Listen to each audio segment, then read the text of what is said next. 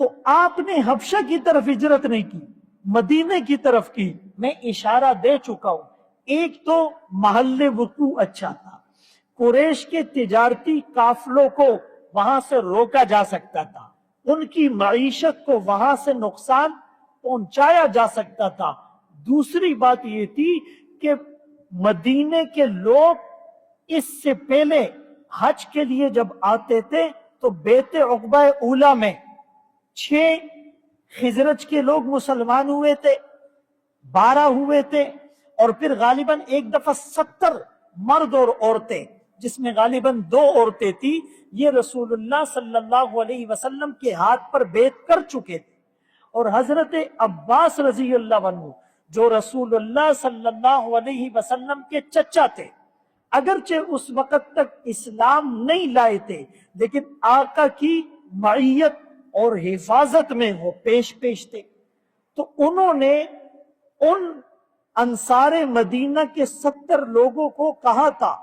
کہ تمہیں پتہ ہے کہ میرا یہ بھتیجا اپنی قوم میں کتنا معزز ہے، اور اس کی حفاظت کے لیے ہم آخری حد تک جا سکتے، اور ہمارے ہوتے ہوئے مشرکین مکہ ان کو نقصان نہیں پہنچا سکتے، لیکن یہ پھر بھی تمہاری طرف ہجرت کرنا چاہ رہے ہیں، تو اگر تم حفاظت کر سکتے ہو تو بتاؤ، ورنہ تو ابھی سے ہاتھ اٹھا لو۔ انہوں نے جواب میں کہا کہ نہیں، ہم رسول اللہ صلی اللہ علیہ وسلم کی حفاظت کریں گے۔ پھر آقا نے ان سے بیعت لی تھی اس بات پر کہ تم چستی اور سستی دونوں حالتوں میں میری بات سنو گے اور اطاعت کرو گے، تم خوشحالی اور تنگ دستی دونوں حالتوں میں مال خرچ کرو گے، تم اچھی باتوں کا حکم اور بری باتوں سے روکو گے، تم میرے ساتھ اٹھ کھڑے ہوگے اور ملامت کرنے والوں کی ملامت کی پرواہ نہیں کرو گے، اور تم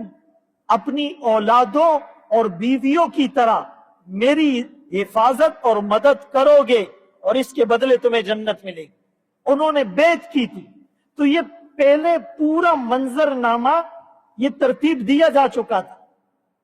حکمت عملی اور لائحہ عمل پہلے سے بنا ہوا تھا،